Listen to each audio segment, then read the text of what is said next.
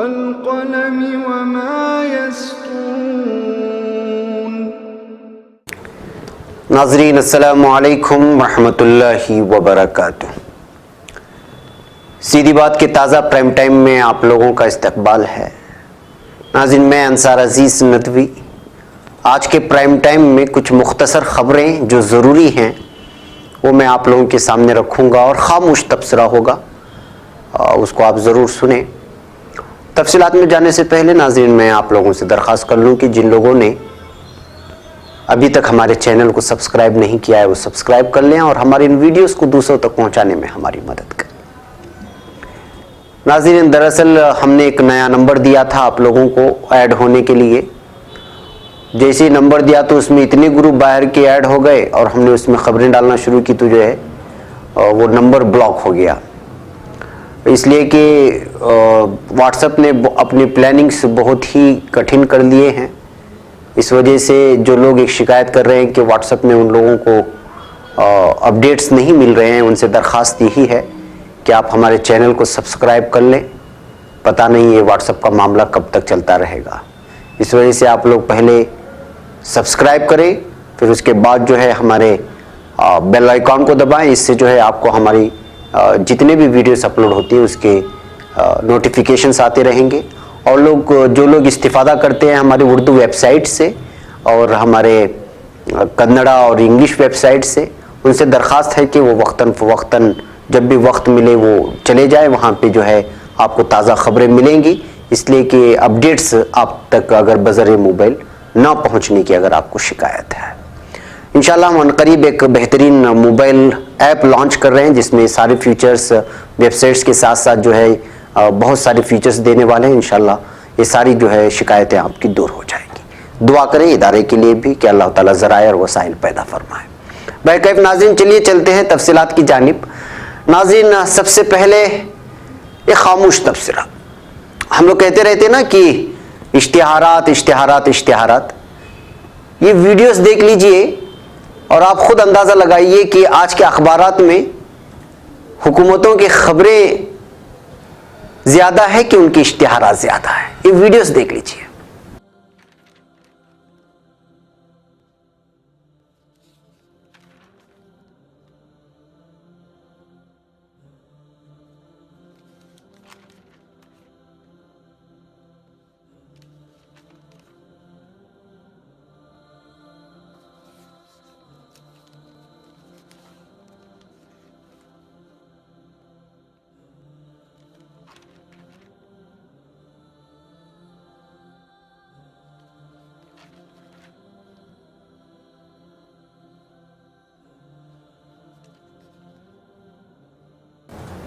ناظرین آپ نے دیکھا یہی ہے آج کل ہمارے اخبارات کے حالات کہ جو ہے خبریں کم پڑھا کرو اور حکومتوں کی تعریفیں خود ان کی زبانی جو اشتہارات ہیں اس کے ذریعے سے جو ہے خبریں پڑھا لیا کرتے۔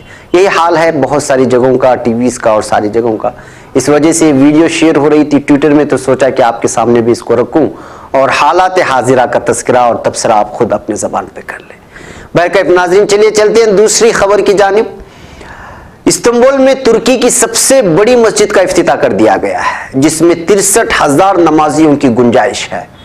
استنبول میں کملی کاری پبلک نامی اس مسجد کو 6 سال کے عرصے میں مکمل کیا گیا۔ فن تعمیر کی شاہکار اس مسجد کا ڈیزائن فن تعمیر کی ماہر 2 خواتین نے تیار کیا ہے جو سلطنت عثمانیہ کے طرز تعمیر کی عکاسی کرتا ہے، جبکہ اس کی کل لاگت تقریباً 9 ارب روپے آتی ہے۔ اس مسجد کو خوبصورت فانوس، دیدہ زیب قالین اور لائٹوں سے سجایا گیا ہے جو اس کی خوبصورتی میں مزید اضافہ کرتے ہیں۔ ناظرین تیسری بھی خبر آپ سننے کے لائق ہے۔ اسلام آباد ایئرپورٹ پر طیارے میں سوار مسافر کو طیارے گرنے کی بددعا کرنے پر طیارے سے آف لوڈ کر دیا گیا۔ نجی ٹی وی چینل کے مطابق اسلام آباد ایئرپورٹ پر خلیل نامی مسافر آسٹریلیا جانے کے لیے اسلام آباد سے دبئی کی پرواز پر سوار ہوا اور جہاز میں داخل ہو کر نشست پر بیٹھتے ہی جہاز کے گرنے کی بددعا شروع کر دی۔ مسافر کی بددعا کرنے کی وجہ سے پورے جہاز میں خوف و ہراس پھیل گیا اور جہاز کا عملہ بھی پریشان ہو گیا۔ پریشان کن صورتحال کے باعث پائلٹ نے ایئرپورٹ سیکورٹی فورس کو طلب کر لیا اور مسافر کو جہاز سے اتار دیا۔ नाज़रीन, तीसरी खबर है, ये भी पाकिस्तान ही की है। रहीम यार खान में डॉक्टरों की मुबैना गफलत के दौरान जचके ऑपरेशन में तौलिया और पट्टियां पेट ही में छोड़ दिए गए। डॉक्टरों की गफलत देखिए, सिर्फ पाकिस्तान का हाल नहीं है, हिंदुस्तान में भी ऐसी कई सारे खबरें मौसूल होती रहती हैं कि कोई ना कोई चीज़ डॉक्टर अपनी तवज्जही की वजह से जो है वो पेट में या फिर जहां ऑपरेशन हो रहा था उस हिस्से में छोड़ जाते हैं। रहीम यार खान में डॉक्टरों की मुबैना गफलत का एक केस सामने आया। मरीजा कुलसुम आशिक अली ने इल्जाम लगाया है कि शेख जायद अस्पताल में जचगी के दौरान डॉक्टरों ने तौलिया और पट्टियां पेट में ही छोड़ दिए। खातून के मुताबिक 6 माह तक शदीद तकलीफ के बाद डिस्ट्रिक्ट अस्पताल मीरपुर माथेलो में ऑपरेशन कराया। अस्पताल के डॉक्टर सर्जन कन्हैया लाल के मुताबिक मुतस्सिरा खातून के पेट से तौलिया और पट्टियां निकाल ली गई। दूसरी तरफ शेख जायद अस्पताल के तर्जुमान डॉक्टर इलियास का कहना है कि शेख जायद में होने वाले ऑपरेशन के सबूत मांगे हैं, जिसके बाद तहकीकात शुरू कर देंगे। नाज़रीन, इसी तरह चौथी खबर भी सुनने के लायक है। इम्तिहानी मरकज पर 2 मुंह के सांप की मौजूदगी से सनसनी फैल गई है। ये वाकया तेलंगाना के जिला कोमरम भी मासिफाबाद के कागज नगर टाउन के सरकारी जूनियर कॉलेज में पेश आया। इस कॉलेज में 780 तलबा ज़ेर तालीम है, जहां सालाना इम्तिहानात हो रहे हैं। इस कॉलेज में सांप के बिल से 2 मुंह का सांप अचानक निकल आया, जिससे सनसनी फैल गई। तब फौरी तौर पर वहां ड्यूटी पर तैनात ASI Anwar, constable Anil Kumar, constable Tirupati ने इस सांप को पकड़ लिया और बादजा इसको महकमे जंगलात के अहदेदारों के हवाले भी कर दिया गया है। इस कॉलेज में 2-3 सांप के बिल हैं। ज़ेर तालीम तलबा ने मुतालबा किया कि अहदेदार इन सांपों के बिलों को तोड़ने के इक़दाम करें। नाज़रीन, मैं आपको वाज़ेह कर दूं कि 2 मुंह के सांप को लेकर के हिंदुस्तान में कई किस्म की चेमेगोइयाँ हैं, बिलखुसूस तेलंगाना और साउथ के एरिया में कि इस सांप को अलग अलग चीज़ों के लिए और जादू टोने के लिए इस्तेमाल किया जाता है। कुछ साल कबल, बल्कि कुछ महीने कबल ये बात यहाँ मशहूर थी कि जो इस सांपों को पकड़ने वाले और पालने वालों के लिए पुलिसों ने कई मरतबा हिरासत में लिया है। उनसे इस तरह के 2 मुंह के सांप को भी जो है जब्त किया। इसके बारे में ये भी खबरें आम थी कि इस सब से बहुत सारी जादू टोने के काम किए जाते हैं। बहरकैफ नाज़रीन, एक और खबर आई है जो बहुत ही चौंकाने वाली खबर है बुलंदशहर की। बुलंदशहर उत्तर प्रदेश के जिला बुलंदशहर में पुलिस ने देहात कोतवाली इलाके में गैर कानूनी असलहा फैक्ट्री का पर्दाफाश करते हुए 3 बदमाशों को गिरफ्तार करके उनके कब्जे से आधे अधूरे बने तमंचे और दीगर आलात बरामद किए हैं। सीनियर पुलिस सुपरिटेंडेंट एन कोलांची ने जुमा को बताया कि जुमेरात की रात नगर कोतवाली पुलिस को इत्तला मिली कि एक हथियार स्मगलर तमंचे लेकर नीम खेड़ा कब्रिस्तान के नजदीक आने वाला है। इत्तला के मुताबिक पुलिस ने घेराबंदी करके मोटरसाइकिल सवार बदमाश नरेश लोधी को दबोच लिया। इसके कब्जे से 3 तमंचे बरामद किए हैं। कोतवाली देहात इलाके के नीम खेड़ा बाशिंदा नरेश ने बताया कि गांव के नजदीक खेत में नलकूप है, वहां एक कमरे में गुज़श्ता तकरीबन 20 साल से तमंचा बनाने की फैक्ट्री चल रही है।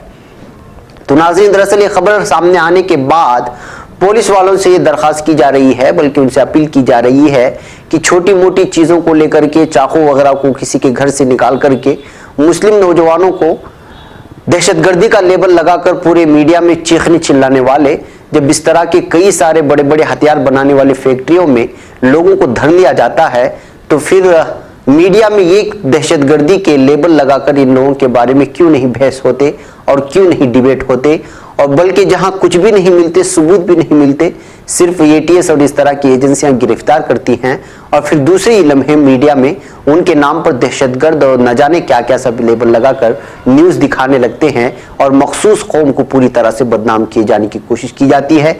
दूसरी जानिब इतना बड़ा ज़ख़ीरा हथियारों का बरामद हो जाता है, लेकिन यहाँ की मीडिया डिबेट करना तो दूर की बात, एक मुख्तसर सी 5 मिनट की खबर भी नहीं दिखाते। ये वाकई तशवीश की बात है और मीडिया के किरदार पर बहुत ही बड़ा सवाल है। बहरकैफ नाज़रीन, एक और खबर है उत्तर प्रदेश के हालिया खबर की। उत्तर प्रदेश के मुजफ्फरनगर में गुज़श्ता बुध को एक टीवी शो के दौरान मोदी हुकूमत की तनकीद करने पर बीजेपी कारकुनान की गुंडागर्दी का शिकार हुआ अदनान तकरीबन 48 घंटे के बाद घर लौट आया था। शहर के दीवान सिंह कॉलेज में 12वीं का 17 साल अदनान वाक़े के बाद से अपने घर नहीं लौटा था और उसका फोन भी बंद आ रहा था। अदनान के वालिद ड्राइवर है और मुजफ्फरनगर के बछेड़ी गांव में अपने मामा के यहाँ मुकीम है।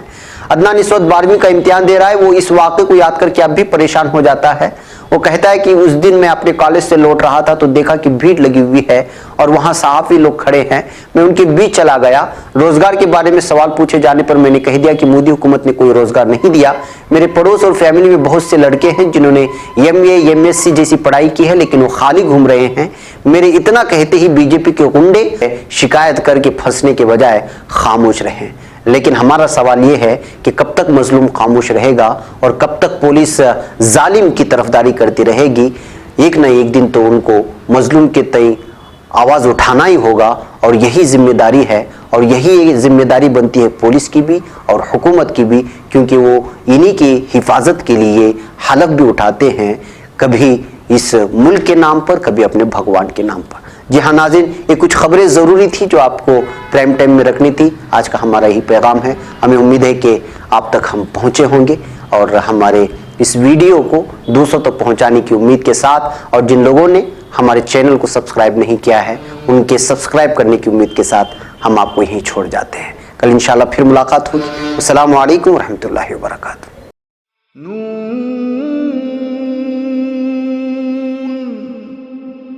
والقلم وما يسطرون